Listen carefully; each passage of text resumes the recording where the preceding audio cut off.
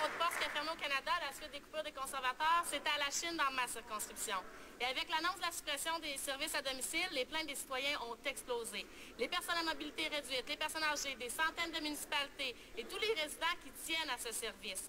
Est-ce que les conservateurs vont finalement écouter la population pour une fois et maintenir la livraison des courriers à domicile? Madame la secrétaire parlementaire. Monsieur le Président, je vous rappelle que l'année dernière, 1 heure après l'annonce de Poste Canada, la ministre des Transports a envoyé un communiqué de presse pour dire qu'elle était d'accord. Alors, c'est pas vrai que c'est indépendant. Ça fait 1 an que les conservateurs ont décidé de mettre de côté le bien-être de la population en coupant la livraison de la poste à domicile. Pendant que d'autres pays comme l'Allemagne se réinventent puis ajoutent des services bancaires, le Canada et les conservateurs, eux autres, s'attaquent à ce service-là qui est apprécié par la population.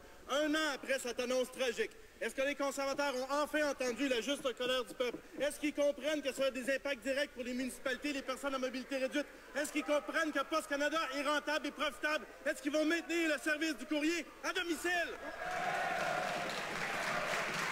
Madame la secrétaire parlementaire. Once again, another message brought to you by Cup W, Mr. Speaker. I'm sure they wrote that for the member opposite, but Mr. Speaker, let's be clear.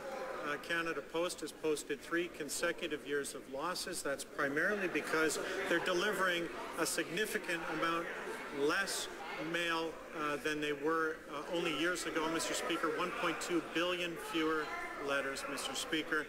They have a responsibility under law to operate in a way that is financially sustainable. They have taken action with respect to a 5-point plan, Mr. Speaker. We expect them to do it without being a burden to taxpayers. Honourable member for Scarborough-Guildwood.